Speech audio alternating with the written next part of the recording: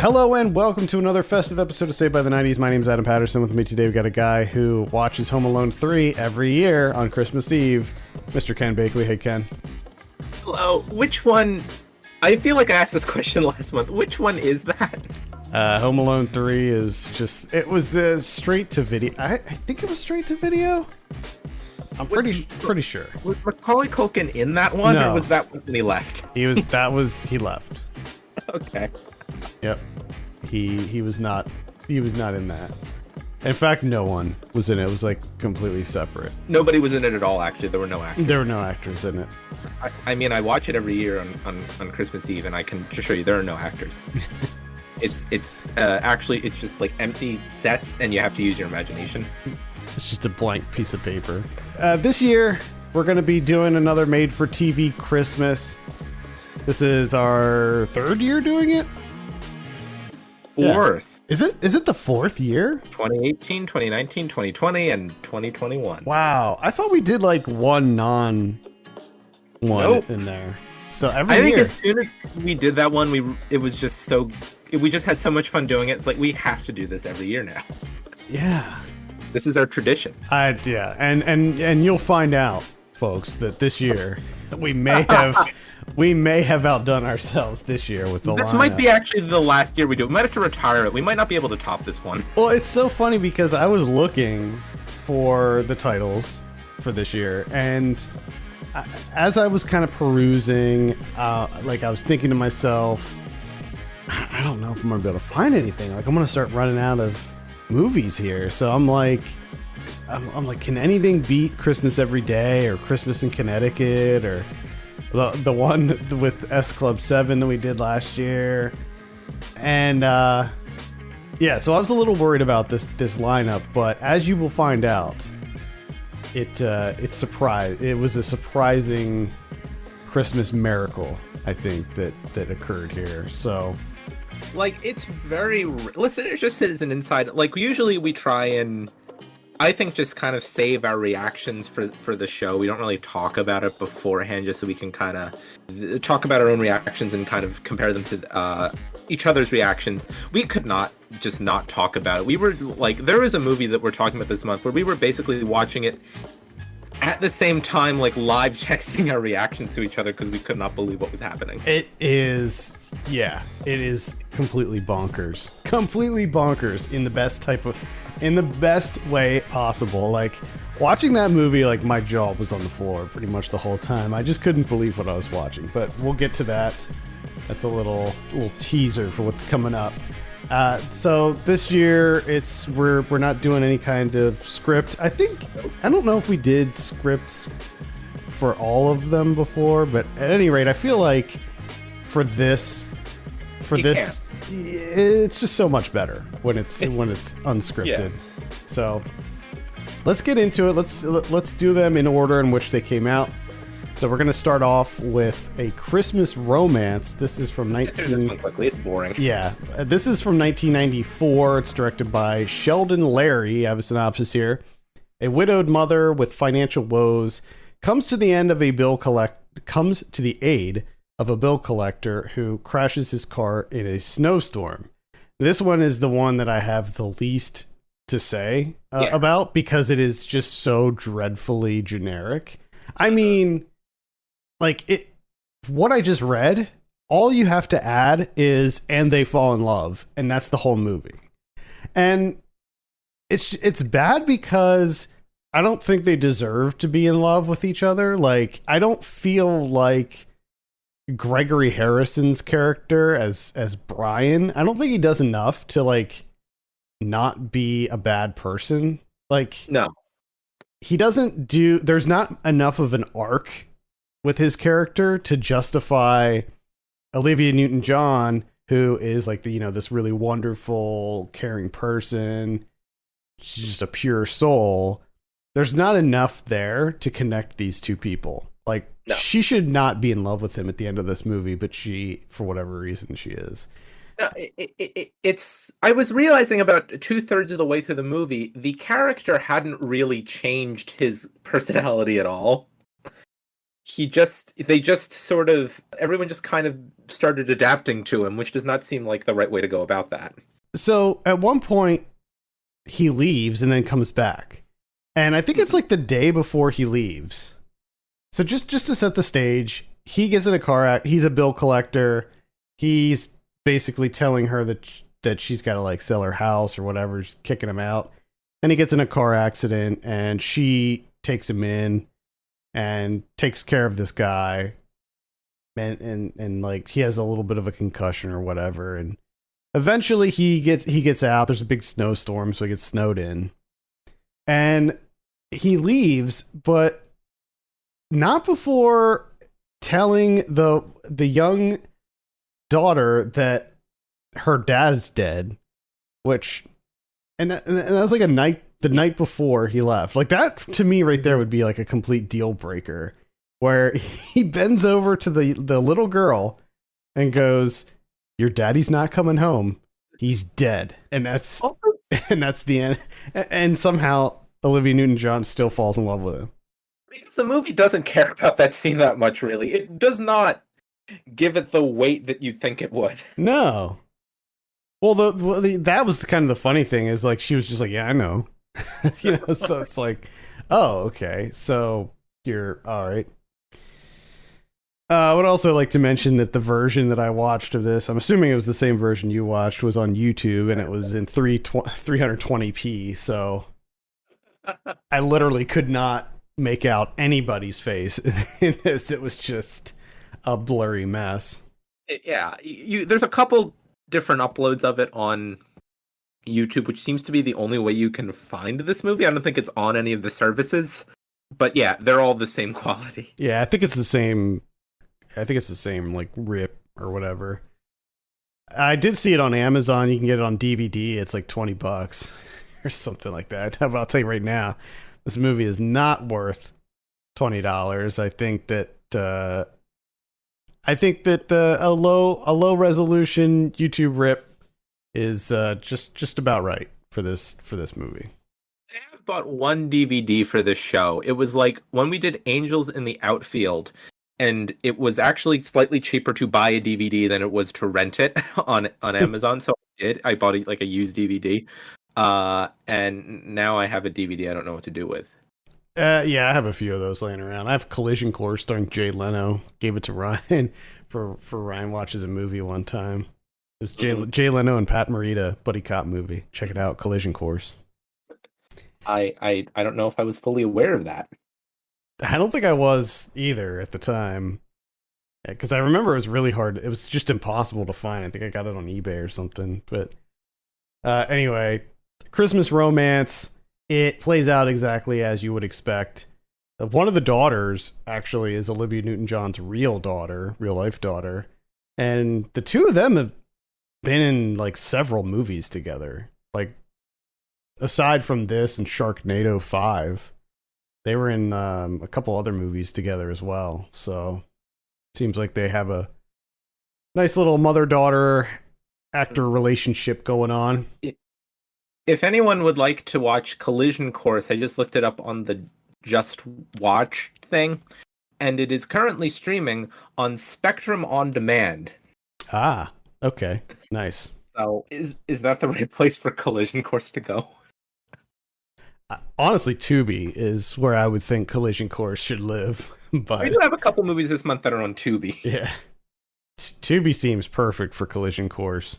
Mm-hmm. You know, I make fun of Tubi a lot, or I used to make fun of Tubi a lot.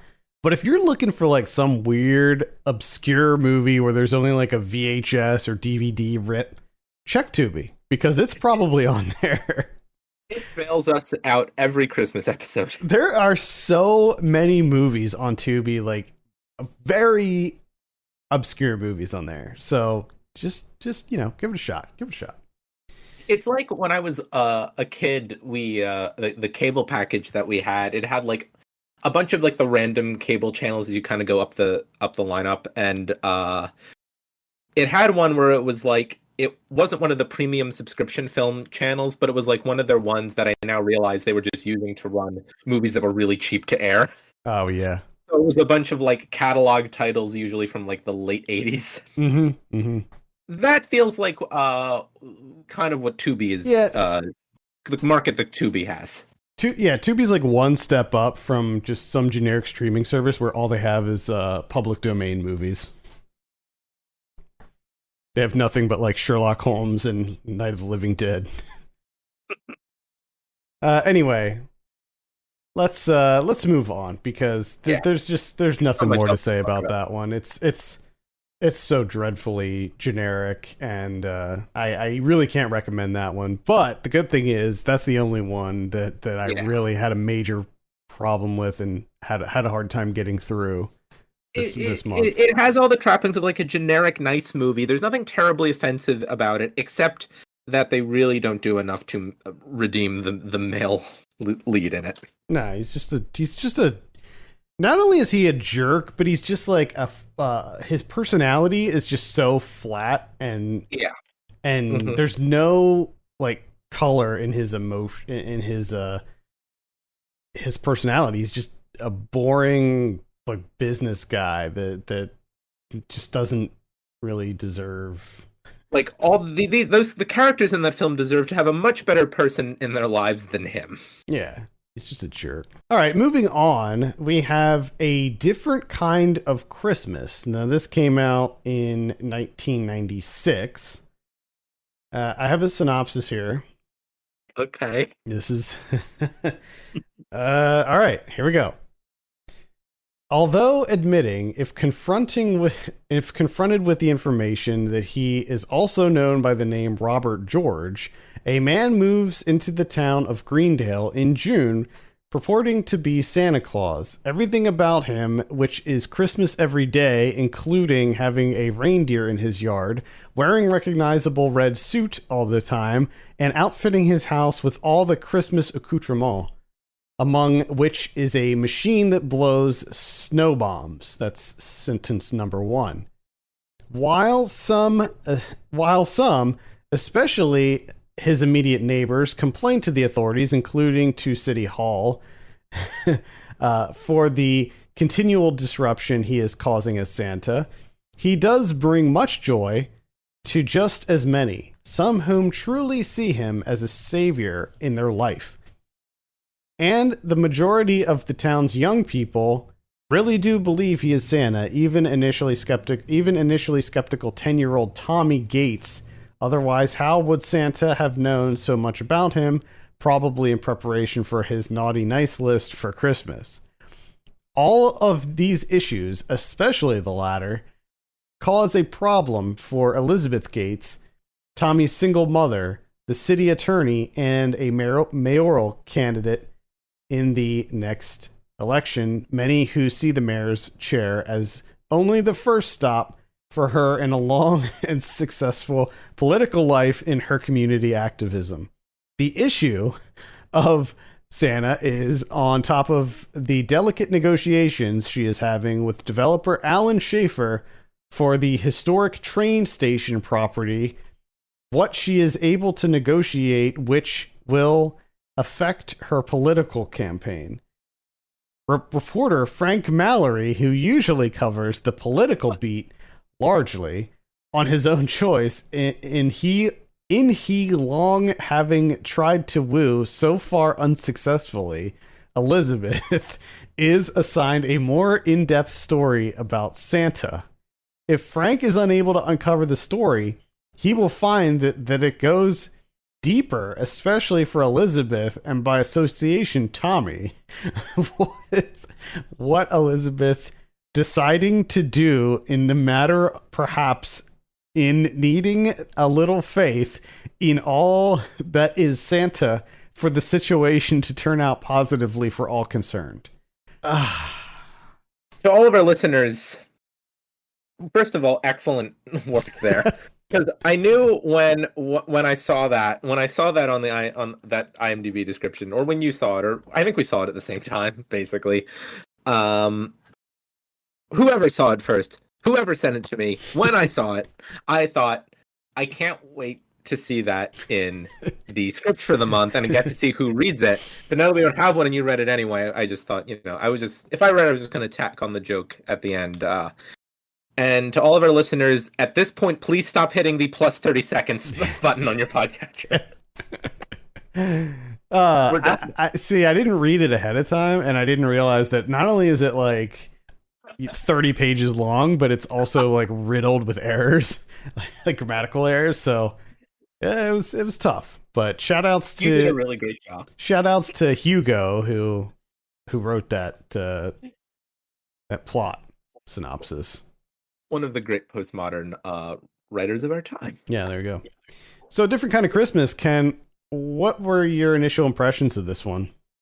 For as much as we were just making fun of the very long plot description, there's like 10 things that happen in this movie that it does not even begin to cover because this movie is bonkers. It is.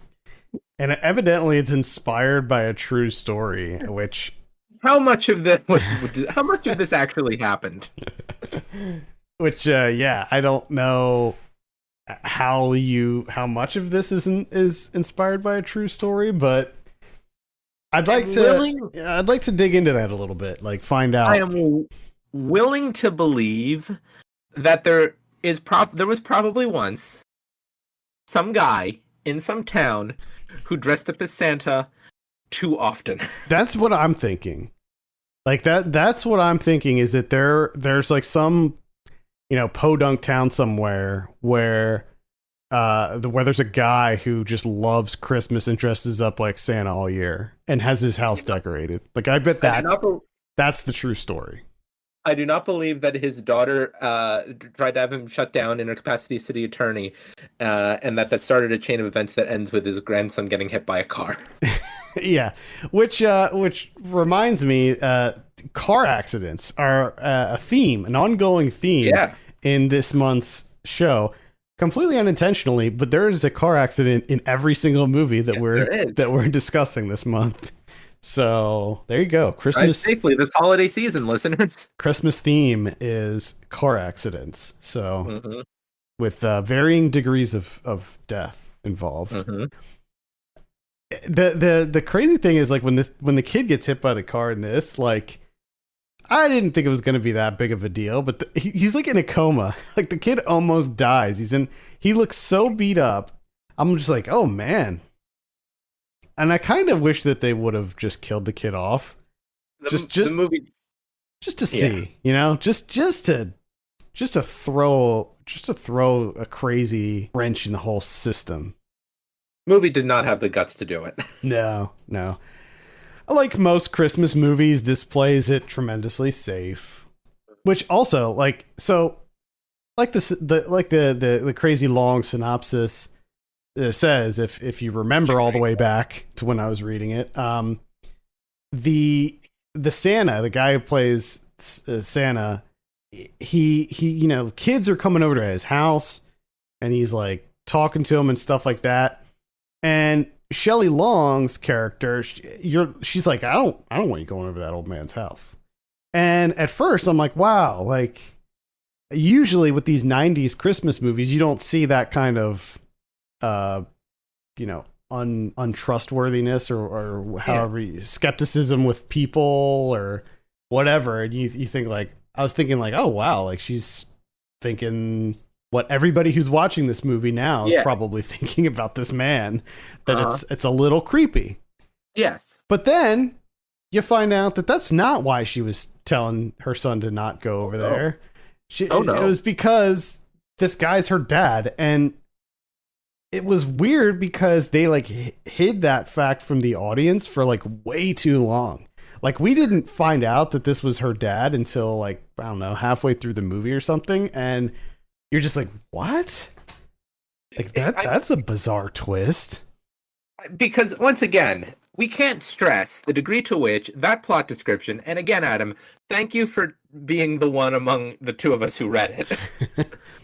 But I can't stress the degree to which that plot description only covers about the first 40 minutes of the movie. Yeah. Because that's about the point when it just drops the plot twist on you, and by then you're so exhausted, you just think, oh, okay, of course he's her dad. Yeah. I also think it's interesting. This is just something that I noticed when I was watching this. I was looking it up on IMDb, as I tend to do with these movies, just to dig in a little bit deeper. And the dude who plays the dad / Santa is not listed in the cast, unless I'm like completely missing it. But I don't see him. I'm gonna have a look. Yeah. I mean, his character name in the movie is Robert George, and I know that that's not his real name. His real name is George Gates, but there is no Robert George or George Gates listed in the cast at all. Oh my god! Yeah, and even if you click on the like extended credits where you see everybody, there's Bruce Kirby is listed as Santa Claus. Kirby. Oh, that's got to be him, right? Yeah, I guess. Performing, as far as the IMDb is concerned, uncredited work. Uncredited as Santa Claus. So that's kind of weird. I would go back to the film and look at the credits and see if he's actually in there, but yeah, I'm not gonna. Yeah. So like I discovered this like while I was watching it, and I still I couldn't be bothered to watch the credits. I am now on the Bruce Kirby's largely unsighted Wikipedia page, and I learned that he died earlier this year. So R.I.P. But 95 though. So, yeah. And I get to on his filmography, 1996, A Different Kind of Christmas, and it does note television film uncredited. That's so weird. So Bruce Kirby, he's listed on Letterboxd. So let's go to the movie database, which is what Letterboxd pulls from, and he's listed as Santa on the movie database. It doesn't say uncredited, but I don't know if the movie database like designates people who have uncredited. Say, it's just weird. Was it like a contractual? That's what I'm thinking. Like you got to wonder if there's like something going on there. I have to assume. I don't know. It's a mystery. I don't know if any of our listeners like when we have to like look up information in the middle of the show, but well, the good thing is like they don't really know how much time we waste doing that because it gets edited down. I think the typing station should stay in. Oh yeah, I usually don't edit out typing. Yeah, Bruce Kirby is on the TMDb, so yeah, he is listed there. So and no note to imply that he would be uncredited. Yeah, it's just I don't know. It's just a weird thing. Yeah, that's weird. Either way, Shelley Long, Barry Bostwick, they're both pretty good. I actually enjoyed this movie overall. I didn't really have any like major issues with it. Oh, I can't. I mean, it's not good. No. Well, I think that's like a blanket statement. Like I think that anytime we do a made for TV Christmas, it's a given that the movie's not good. Like objectively good or anything, but it's all about the enjoyment factor. It's all about getting into the holiday spirit and watching a movie that just gives you a little bit of joy. And I'd say that this one's pretty decent. It had some pretty goofy moments in it. It's fairly inoffensive. It's pretty bonkers, but not like completely out there like one of the movies we're going to talk about later. For the record, the Letterboxd plot description does give away the twist, and it's much shorter. That's why we don't read. Get her reading in. When you're the city attorney, you don't need the kinds of problems that her father was giving her. She doesn't have a name, I guess. After her mother died, her father began doing his Santa shtick, as she called it. No, he did it before then. That's why he wasn't there when she died. Yeah. Much more intensely. Okay. So I was an idiot and I didn't read to the end of that sentence. Which meant that he turned his home into a kind of year-round Santa Claus castle where children of all ages could come to see the wonderful presents and no child ever left without a gift. Do you think they would let me go into the TMDb and add the IMDb one and have it replaced? Yeah, I could do it. I've edited enough TMDb listings that I think that I could go in and change it and they wouldn't like notice or care. It gives it away. Yeah. It somehow gives it away without naming anybody in the movie. When you're the city attorney, you don't need the kinds of problems that her father was giving her. Yeah, anyway. Like that was like the big twist.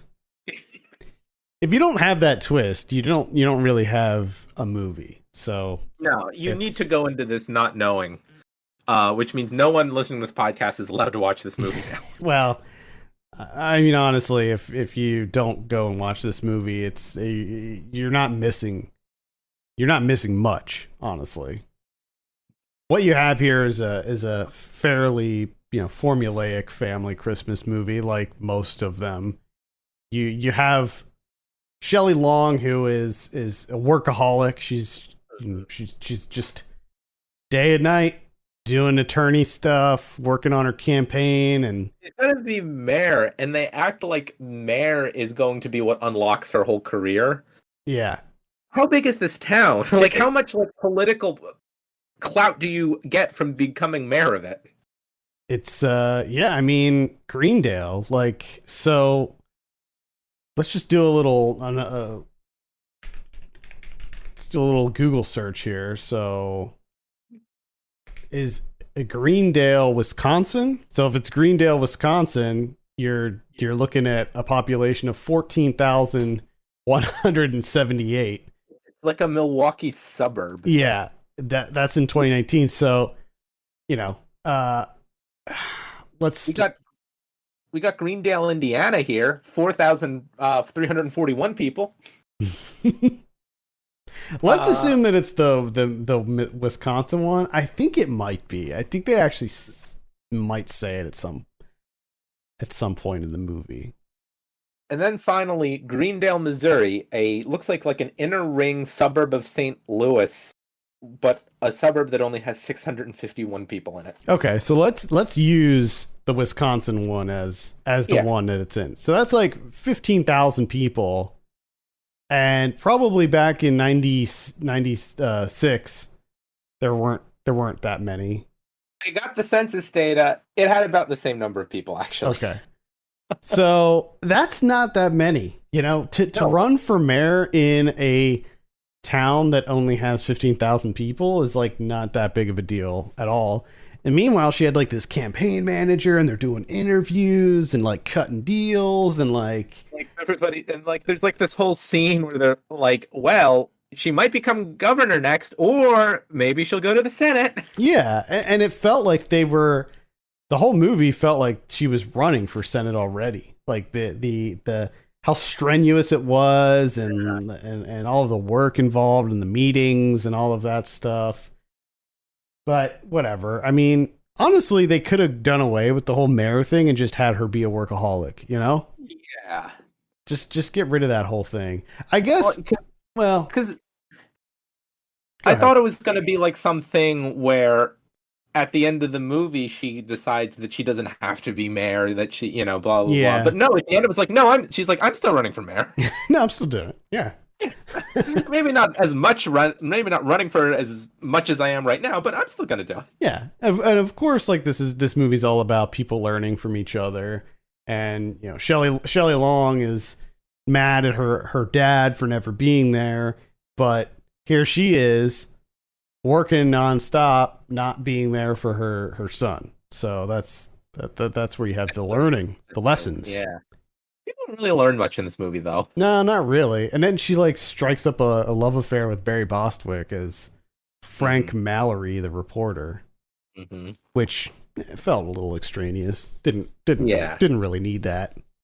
But of course, he's like a voice of reason. He helps her forgive her dad and whatever. So I don't know. It's the more I talk about it, the less I actually think that I liked it. But Yeah, I would never have gone so far as to say that I liked it. no, but when I was watching it, I was having fun with it just because it was it was like a almost a so bad it's good type of movie for me. Mm-hmm. But yeah, but there are other contenders for that this month. Yeah, it was a different kind of Christmas. Oh yeah. Love that cover, by the way. looks like something you definitely see at Walgreens in one of the really thin DVD cases. It's a shame that Shelley Long is actually on it, because if she wasn't, then that could have just been stock image Santa, and then we'd be encroaching on the second day of Christmas territory here. With the puppy. And we get a strap on the bottom that says like bonus 10 holiday songs. That still remains one of the best poster/covers. Discovering that DVD cover was, I think, one of the most cherished moments I've had relating to a film in years. It's incredible. It really is incredible. Mm-hmm. Mm-hmm. That's why this is what movies are about, you know? It's the magic. Yeah. Speaking of magic, let's move on and talk about our next film, Unlikely Angel. This is directed by Brian Switzer. I have a synopsis here. A wonderful movie with Dolly Parton playing a self-absorbed singer who meets an untimely death and gets an opportunity to earn her wings if she helps a family lost in the tragic death of their mother find each other again. This should be a holiday movie tradition. You gotta love when the description also is a review. And it's and it's like it's almost a demand. It's almost like an ultimatum. Like, this should be a holiday movie tradition. It sounds like it sounds like the thing that it has the forcefulness of something you'd put in like a campaign stump speech. Like, you're gonna run for mayor of Greendale, Wisconsin, on making Unlikely Angel a holiday movie tradition. I mean, it should be. This is right up there with National Lampoon's Christmas Vacation, Christmas Story, Miracle on 34th Street, like all of those. It's a Wonderful Life. This is and then Unlikely Angel. Just just stick it right there in the middle. Just squeeze it in the middle of all those other ones. Looking for the first basic cable network that will volunteer to give Unlikely Angel the 24-hour rotation on Christmas Day it deserves. It needs it. It needs it. I feel like this would be like HLN would do it or something. God. What? And anyway, you have Dolly Parton in here and Roddy McDowall. Yeah. Roddy McDowall plays St. Peter, and like the synopsis says, she dies. Now, I was really hoping, because I knew it was a car accident. It's always a car accident in these things. It's never not a car accident in these movies. And I was thinking, like, oh man, what if this movie just flips the script and she's like murdered in a bank heist or something? And it's unfortunately doesn't go that way. I was kind of hoping it would. In fact, the setup when she's like singing at that kind of dive bar and stuff, I was kind of thinking like, oh man, are they going to go there with it? Is it going to be something? Crossfire from a fight or something? Yeah, is it going to be like a crazy Roadhouse situation where she's going to get her throat ripped out or something? They're like, but like, no, but like the way that the movie treats her, you'd think that like everybody was out to murder her, but they don't say like why. I don't know. And then so she dies in a car accident. It's snowing, the road's slick, she loses control, hits a tree, dead, boom, ends up in heaven. After a wardrobe change, by the way. And that's really nice. And she meets up with St. Peter, and he's like, hey, if you want to get into heaven, you got to like help this family out. First of all, it's crazy. Like, obviously it's a character, but it's crazy because it's like, imagine just in general, the idea of a movie is we're not sure if Dolly Parton's going to heaven. Yeah. And it's like, Dolly Parton's not going to heaven, none of us are. It's like, what did she do? What did she do to be put into this position? Like, she seemed like a good person. Like we spent a little bit of time with her before her demise, and she seemed like a very, she seemed like Dolly Parton. So, yeah, it's a little weird. Hold on, I think there's like some oblique reference that they judge that she slept with too many people or something. I think that is what they were kind of insinuating, but it was ridiculous. But they said something later on. They said something about like flirting, too much flirting. Like she flirted with too many people. So I don't know if that's the reason, but I also love how throughout the entire movie, Saint Peter would so she gets sent back to Earth as like a nanny, and periodically Saint Peter will check in and they'll have a little one-on-one convo about the status, and every time he pretty much just threatens to send her to hell. Like every time he's just like, hey, just so you know, you got to get this sorted in like 3 days or else you're going straight to hell. And he would like, you would hear, he would like make the hell like fire sounds, which is a thing that this movie does a lot, which it like adds goofy sound effects like slide whistles. Like there's literally a scene where there's a slide whistle that happens. I believe, I'm trying to remember the scene. Somebody dropped something, or it might have been when she was getting a little flirty with the dad, and Peter knocked the angel off the tree. Mm-hmm. Slide whistle. Like, what movies still use those anyway? So it turns into, kind of like a Mary Poppins type thing, and I think they reference like Sound of Music in it too. So like there's that kind of angle as well, where she has to take care of these kids and like convince the dad to not be like a bad person or whatever. I don't know. Was this family really that bad? Like, aren't there families out there that are like really struggling? Yeah. Like really truly struggling. Yeah, I don't know. Like the problems that this family have do not make them particularly unique. Like they were they were a family in grief because this is the first Christmas without their mom, and that's fine. But like when you were mentioning earlier that like there were lots of car crashes in this month, and there was also like just the extraordinary juxtaposition that you would have if like one of the characters, like the Dolly Parton character, like you were mentioning, if like one of the characters who died in these movies were just murdered horribly, and it's like it feels like these films almost want to do that. Yeah, like they're just obsessed with delivering Christmas messages through like nondescript tragic deaths, but I'm glad they didn't, because I mean, come on. Talking about Dolly Parton here. Yeah. They couldn't even like have the crash happen on screen. No, they couldn't. They did show her dead though. Like I don't know if you saw that, but it was just her hair. But they did kind of pan over.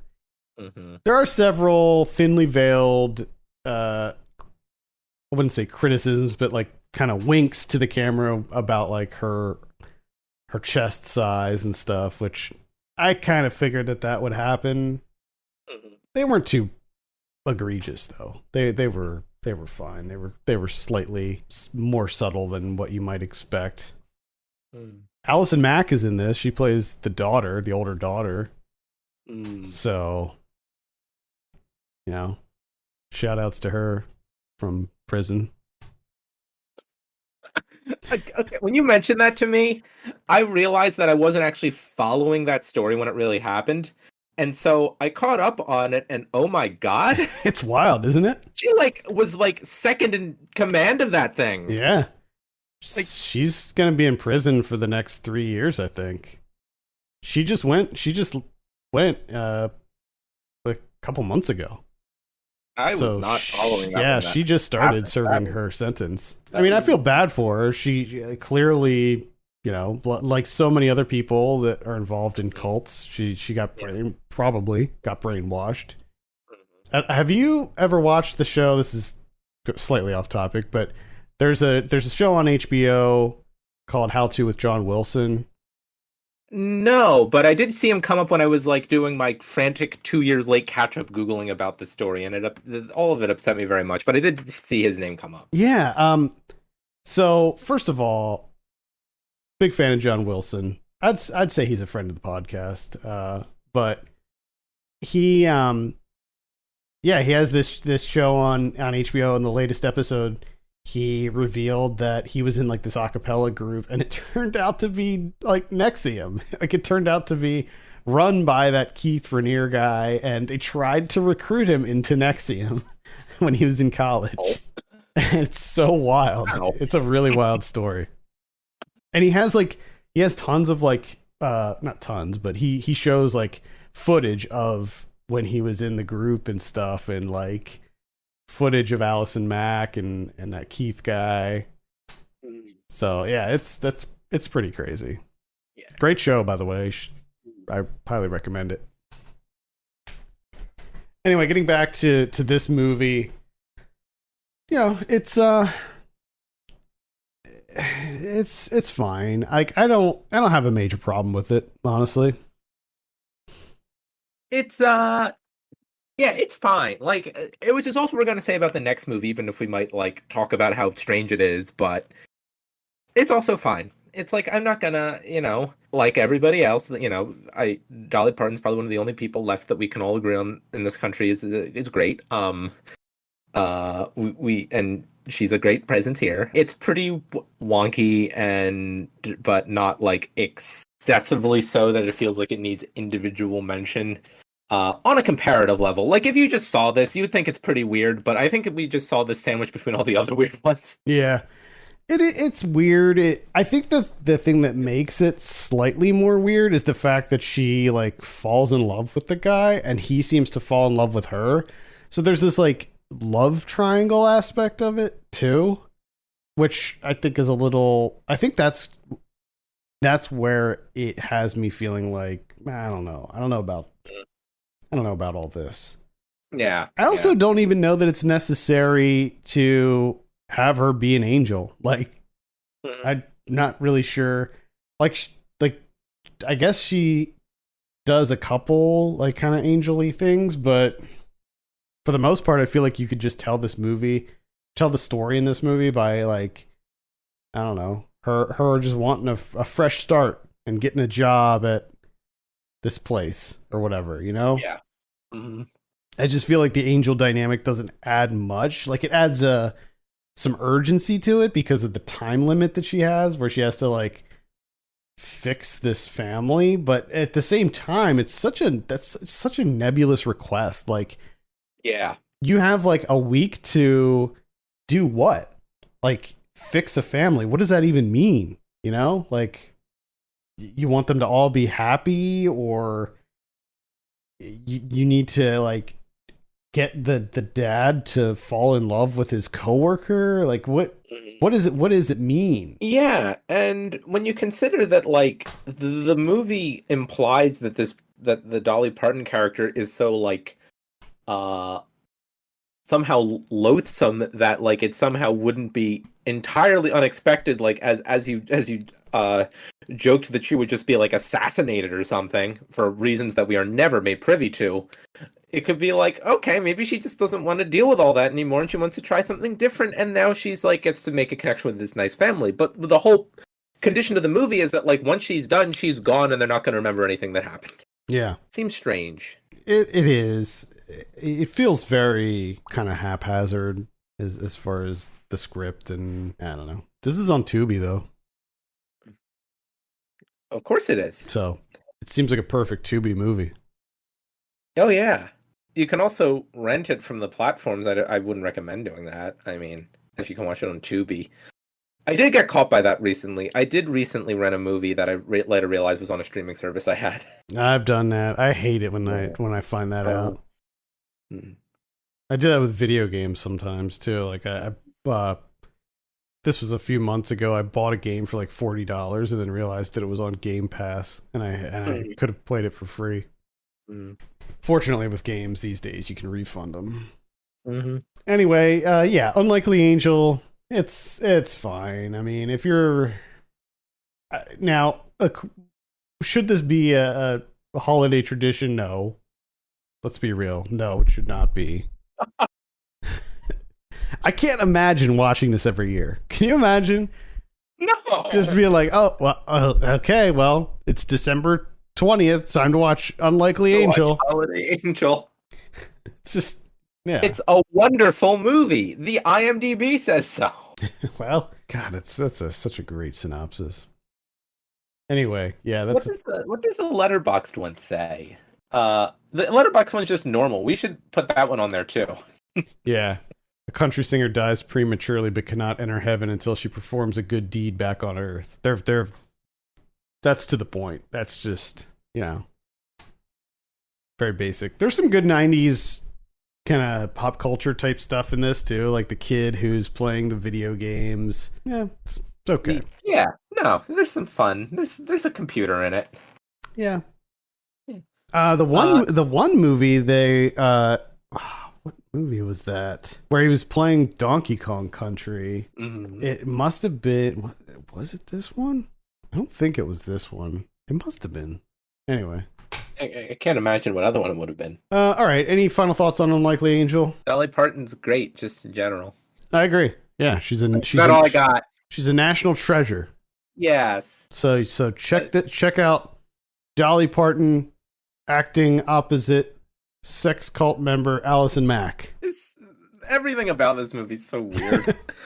Like, not even the plot, just everything around it. Yeah. Like, I revise. If anyone's going to get murdered in any one of these movies, it shouldn't be Dolly Parton. I don't want harm to befall Dolly Parton on the screen, even onto the screen, because especially with this character, it's not like she was a villainous character. I keep coming back to that, but they're like, "Oh, this loathed person who might not get into heaven." It's like, what did she do? Yeah, what did she do that was so wrong? She seemed like a great person. She seemed like Dolly Parton, like I said before. And it's like the way they were talking about her. I keep saying this. It wouldn't have actually sounded that out of place if she actually did get murdered from how people were talking about her. Yeah, it's crazy.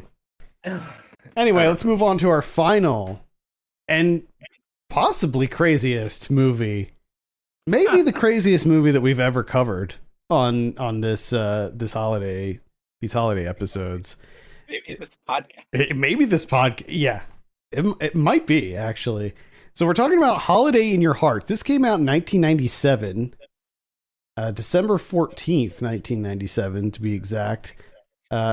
This is directed by Michael Switzer. It's the same director that did Unlikely Angel. Man, he was having a great time. Yeah. Yeah, I might have to check out more Michael Switzer movies just because. Can you imagine having directed both of these movies? I mean, the two movies that I've seen of his are absolutely like nuts. So I gotta guess that he's probably done a bunch of like 90s TV movies, and as we know in this podcast, there is some gems in there. Oh, he did a movie called Forever Love, starring Reba McEntire, that came out in 1998. It was just like country music for him for a while. Yeah, he did a lot of. It looks like he did a lot of 90s stuff. So we're definitely gonna be coming back to the Switzer for sure. Mm-hmm. Anyway, I have a synopsis here. Leanne Rimes plays herself from her childhood in Nashville to her performing around the country as a country western singer until she has to make a choice. Does she perform at the Grand Ole Opry following her dreams? Or does she not go to the concert and stay at her dying grandmother's bedside? The made-for-TV film is based in part on Leanne's autobiographical novel. Now, the first thing to note here, it says that she plays herself from her childhood in Nashville to her performing around the country. This came out in 1997, so Leanne Rimes was 15 when this movie came out, and the movie takes place when she's 14.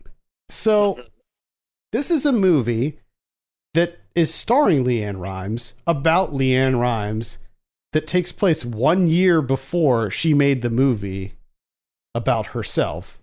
And based on a book. And the whole thing is based on a book written by her. I mean, that in and of itself is nuts. That's honestly pretty great. Good for her. No, I look, I am definitely not, I'm not saying it in a negative way. Like she freaking she put in work. No, yeah, no, She put in no. work. It's impressive. I think that's where we are. Is that like we're gonna talk about a lot of stuff that happens in the movie, but none of it is actually any one person's fault in particular. Particularly not Leanne Rimes. Yeah, definitely not Leanne Rimes. And you know, actually, she's like not a bad actor in this. I mean, this is. I don't know. Had she done acting before this, or was this just like another thing that she was doing? I've no idea. I think she. It looks like she was on a couple episodes of Days of Our Lives. She played herself in Coyote Ugly. Oh, wait, Coyote Ugly came out after this. That was later. You know what's funny is she's not even listed. What? She's uncredited in her own movie? A Different Kind of Christmas. Yeah, it's not listed on IMDb. Where's not listed? Leanne Rimes as self. I bet that's what it is. She's not listed as an actress. She's not listed as an actress. It's on her like self listing. It's on it's on her self listing. That's where it is. Which is strange because this is clearly a very fictionalized version of herself. Or is it? I'm assuming. I don't know. People, who knows what happens in people's lives? But yeah, this seems like a clear-cut case for when they have when they want to show it's a fictional version. When you would say Leanne Rimes, but credited as playing Leanne Rimes, a character with the same name, but yeah, I mean, I don't think when they do that. Like, honestly, I don't think this should be in this listed in the self category. It really should. I don't even see it listed. Oh, there it is. Yeah, it is. It is. That's what that's the next thing we fix on the IMDb after we move those two other plot descriptions over to Letterboxd. Yeah, definitely have to move that. Anyway, yeah, so she plays herself a year before the movie takes place, and she's on tour. She's starting to get like really big, and like the synopsis says, like her grandma, played by the wonderful Rebecca Schull, is she gets sick, ends up in the hospital, and then she has to make a decision on whether or not she wants to go see her grandma or play this, potentially once in a lifetime concert. But the thing is, the movie is not necessarily about that. Like, it has those elements in it. It is so not about that, that Leanne Rimes / Leanne Rimes as self / Leanne Rimes co-writer is a supporting character in this movie, I would argue. It's mainly about this character named Faith Shawn, who is a fictional country singer, played by Bernadette Peters. And Leanne Rimes ends up like meeting this woman at the Grand Ole Opry, and like sparks up a little bit of a friendship with her, and then the two end up going out in Nashville and like stealing candy canes and like going to see like little miniature versions of Nashville and like weird warehouses and stuff. And then what you have is flashbacks of Bernadette Peters. Or Faith Shawn, rather, the character Faith Shawn, at her life. And it's not even about Leanne Rimes anymore. Nope. And the crazy thing is, like, this Faith Shawn flashback, it's all about a bus accident, like that she's in, where like she's in a bus and it veers off the road during a snowstorm, and they get trapped on the bus for like 3 days or whatever. And you're just like, what is going on here? Now, my prediction, this was even before the bus accident, mind you. I said, I bet she's a ghost. I bet Faith Shawn is a ghost. And I'm going to absolutely love this movie if it turns out she's a ghost.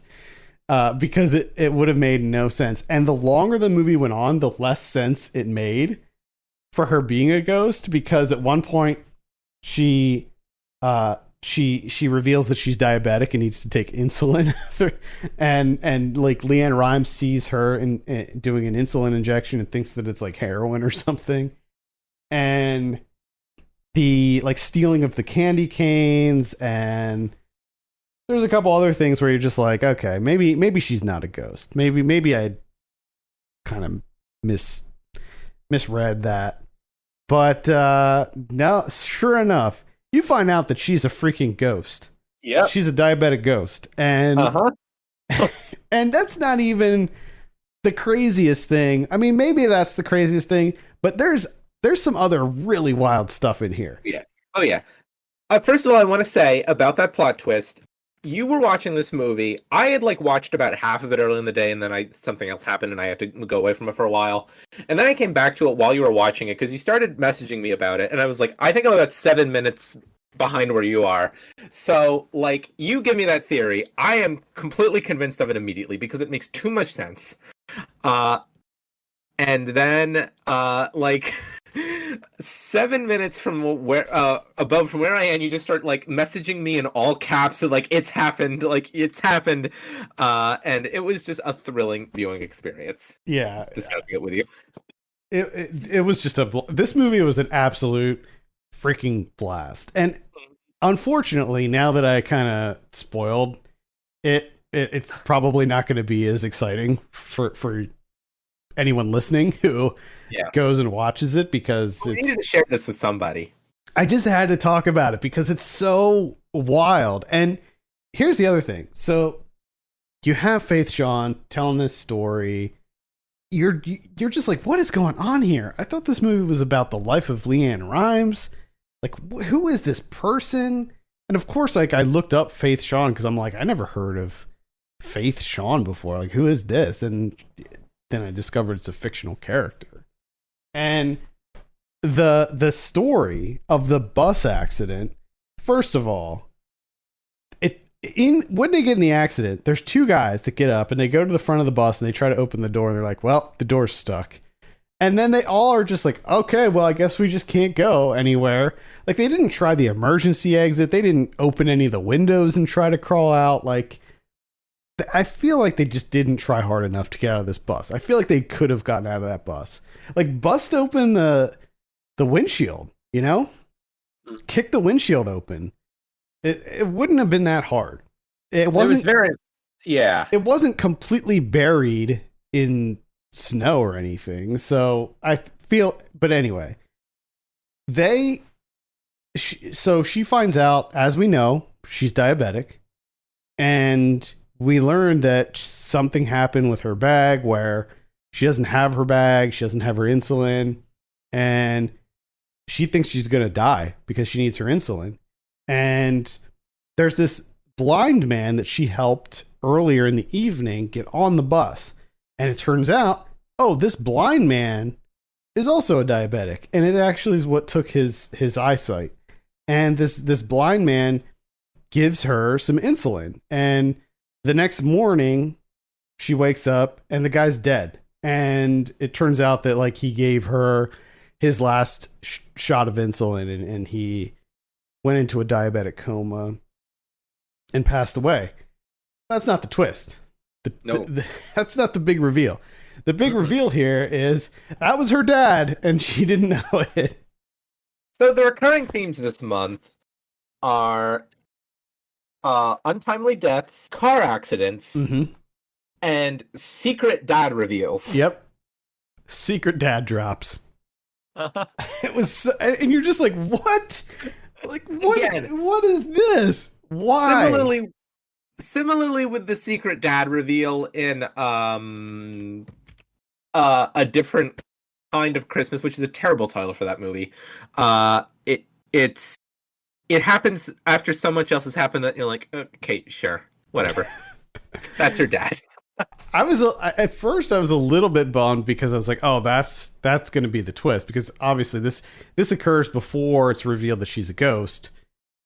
It's not revealed that she's a ghost until almost the very end of the movie. I like that they have it both. They have a twist within a twist. Yep. And there's other little mini twists too, because earlier in the movie, she and Leanne Rimes are walking down the street and she gets accosted by this drunk man, this sloppy, disgusting drunk man. And it turns out that that's her husband. And later on in the movie, he picks them up and they're driving around, which, by the way, you find out he's a ghost too. And I guess, right? Is he a ghost? Yeah. You know where they and listeners, can you guess how they Oh died? yeah, I'm sure listeners can guess. Yeah. So that's the So that's the crazy thing is Leanne Rhymes is driving around, yes, in an empty being car driven around in a car with two that is empty. ghosts, Yes. an empty car. You also you alluded to this earlier, and we need to pick this apart a little bit because it's bothering me now. And it's been bothering me since I saw it.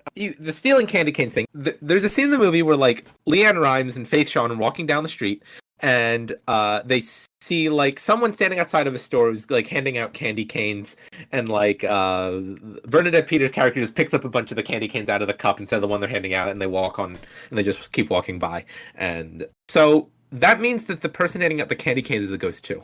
Could be. My theory is that Leanne Rhymes was in sort of some kind of like dissociative state, and she was the one who grabbed the candy canes, and she was the one driving the car, and she wasn't sitting in the driver's seat. in her mind she wasn't, but in Oh. but in real life she was. You find out that Faith Shawn was a ghost because earlier when they first meet up and they go outside, like there's some like a paparazzi type person takes a photo, and she's like, "I promise, I'll give you these, I'll give them to you." And then like later on in the movie, she comes and she's like, "Here, I told you that I was going to give you these shots," and she's like all excited and she pulls them out, and of course Faith John's not in there, but she at the Grand Ole Opry, so. She goes to see her grandma. All of this long, extended story with the flashbacks with Faith Shawn, it's all to say, go see your grandma, don't go to the concert, be there for your family. So she goes to see her grandma. Her grandma goes in for surgery. She's better, whatever. She goes back to Nashville, plays the Grand Ole Opry again. And grandma's there in the audience, and mom and dad and grandpa. And then she looks over. Guess who she sees? Faith Shawn and her deadbeat drunk husband. And they're smiling and they're nodding in acceptance like, you did it. You made it. And then Leanne Rhymes became famous. A lot more famous. It's a wonderful story, really. I was giddy with this movie. It's so out there. I had such a tremendous time with this movie. I thought I was gonna hate it. Like I really, really thought, and the same with Unlikely Angel, because like I'm not a country music fan. I don't like Leanne Rhymes' music. I like Dolly Parton as a person. I don't particularly like her music. And so I thought that these were going to be pretty grating, but but I was way off. I was so wrong. Like just now, like I will say that if you're interested in seeing this, there are some like kind of musical numbers where she sings. You could just skip forward during those scenes. I didn't. I played it out, but yeah. I don't know. There's like a whole scene of like Leanne Rhymes and Bernadette Peters singing "Crazy," and I didn't mind that. They were good. No, that was good. fine. Yeah, that was fine. But like at the beginning of the movie when she does Blue and she sings at the end of, I can't even remember what song she sings at the end of the movie either, but yeah, I mean just like my opinion of her knowledge or lack thereof of country music notwithstanding, I was not going to pass up an opportunity to hear Bernadette Peters sing anything. But like I think I even told you that. Just a side note, I've been listening to so much Sondheim in the last few weeks that I half expected like Bernadette Peters to be make a surprise entry on like my Spotify Wrapped top 5. I'm a big fan of Bernadette Peters. Yeah. I told you, I thought she died. And, you thought that she actually was dead. Yeah. Like the actor Bernadette Peters. I thought the actor passed away. Mm-hmm.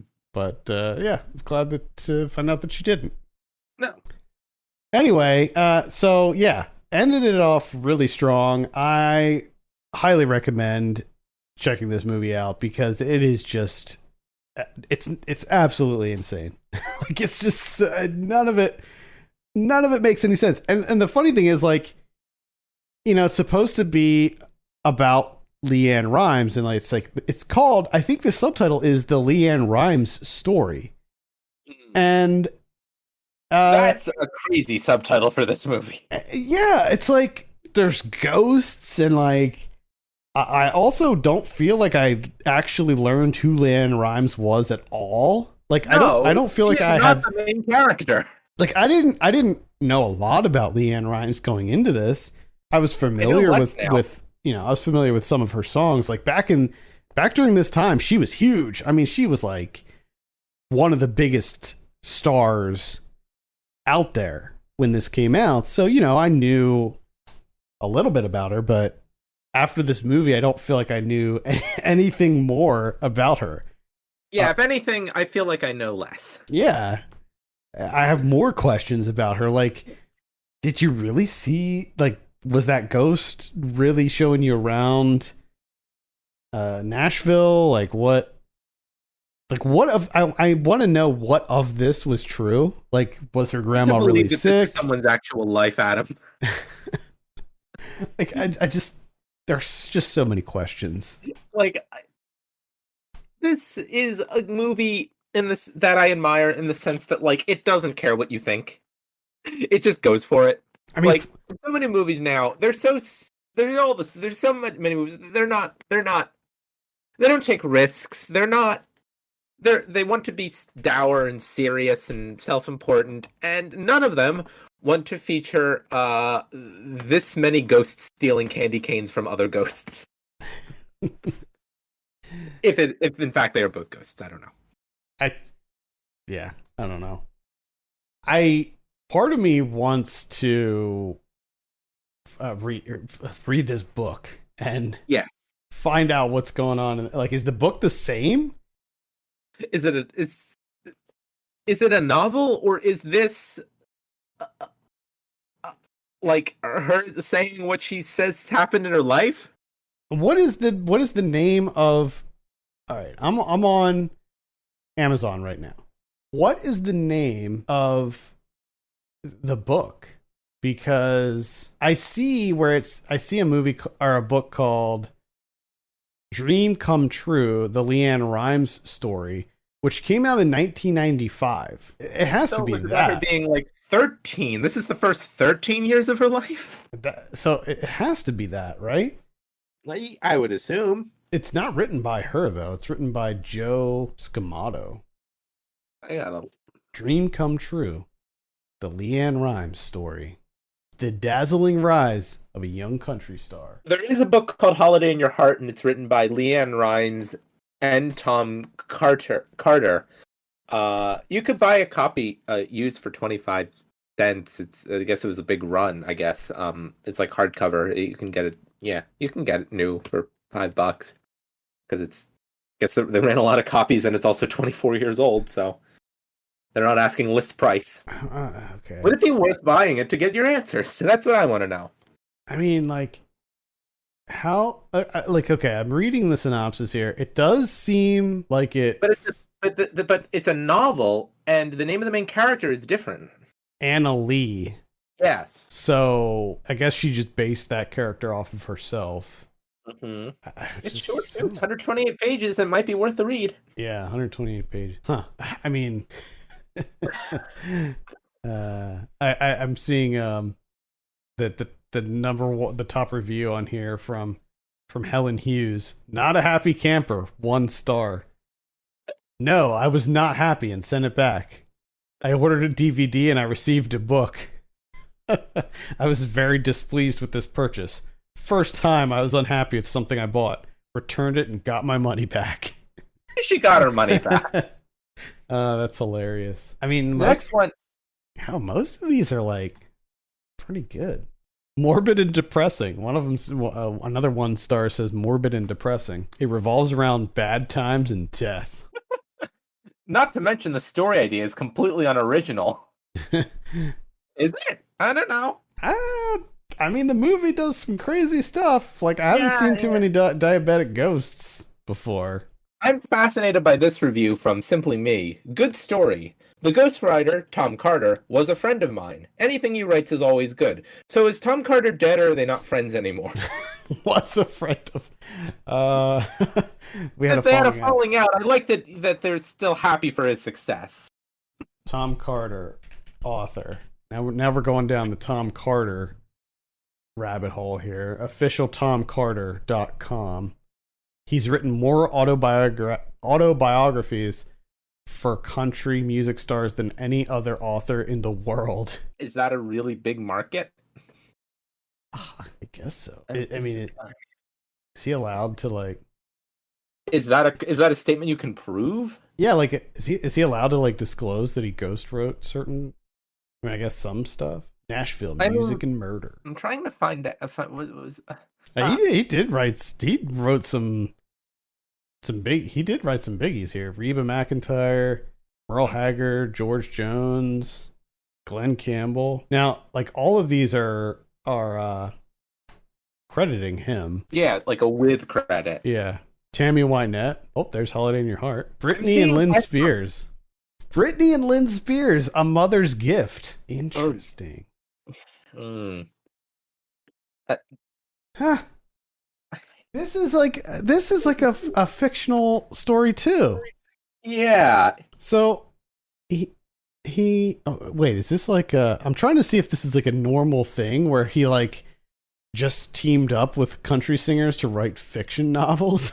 Because that would be pretty wild.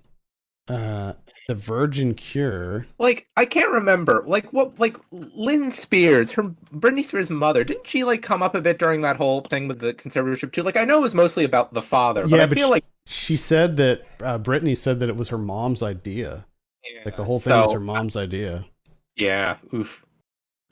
Yeah, she basically wrote her mom off during that whole thing too, and she sort of said that she was just as culpable as the dad. Anyway, this is such a fascinating rabbit hole to anyway, go down on. Back to Tom Carter here. Yeah. Crazy. I think he's still alive is I think my original question. I can't find anything. He is still alive. I'm fairly certain he's still alive. So is interesting. They must have had a fight. Maybe they just fell out of touch because Simply Me is still very happy for Tom Carter's success. Yeah, anything else to add about what is it? I already forgot the name of it. Holiday in Your Heart. These titles, man. Every year I gotta like look them up over and over and over again because they give them the worst titles. Holiday in Your Heart. At least that one I think is a reference to a piece of dialogue in the movie, but a different kind of Christmas is not. I don't think. Yeah, different kind of Christmas. I don't know. We haven't talked about this movie in a while. Oh boy. So yeah, just check out Holiday in Your Heart. It's on Tubi. It's also a couple places on YouTube, including the official Lifetime channel account. Yeah, I actually did watch it on YouTube. I have a YouTube Premium membership, so there weren't any ads or anything. That was pretty nice. And there were a large amount of ads.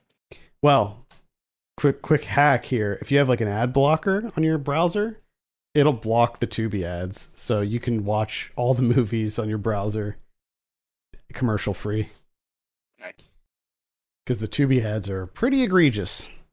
They're great. They're great though. It gives it a certain comedic value that it wouldn't have otherwise because they are not. Yeah, they just the commercial just starts literally in the middle of a sentence.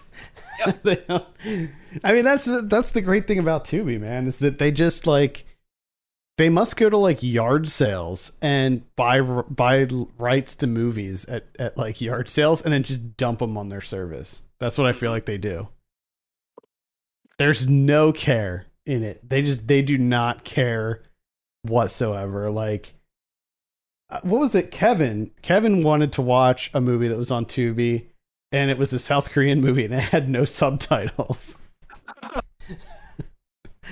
And it was like, well, yeah, of course, that's because somebody like literally just ripped the DVD, and I'm not saying that Tubi does anything illegal or shady, but I'm sure that they just ripped the DVD after they got the rights and threw it up there. Or maybe their player doesn't even support subtitles. I don't know.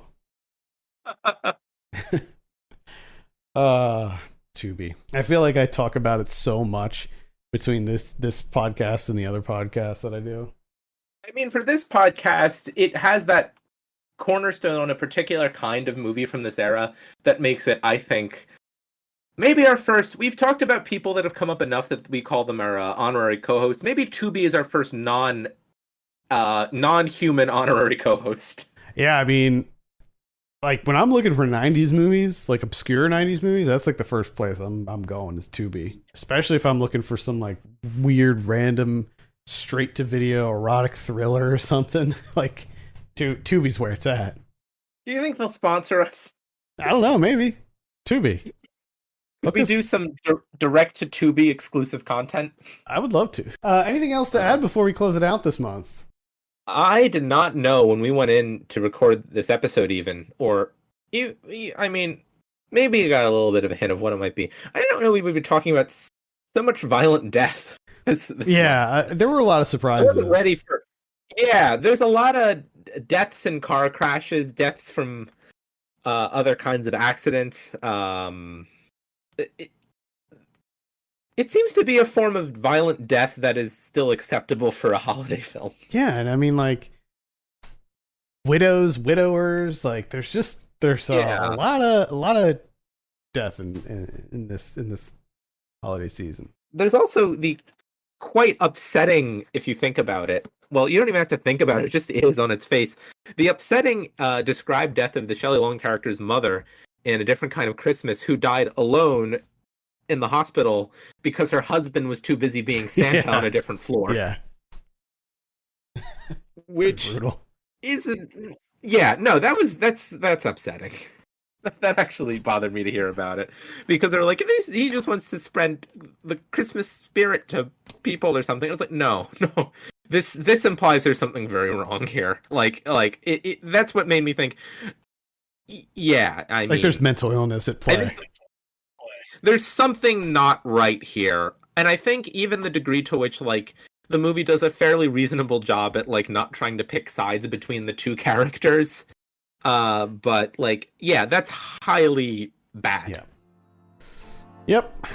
All right. On that note, I think we're gonna close it out for this month. Thank you so much for listening. You can send us your questions and topics to 90s@filmpulse.net or by DMing us on Twitter or Facebook at 90spod. Hope everyone has a wonderful holiday.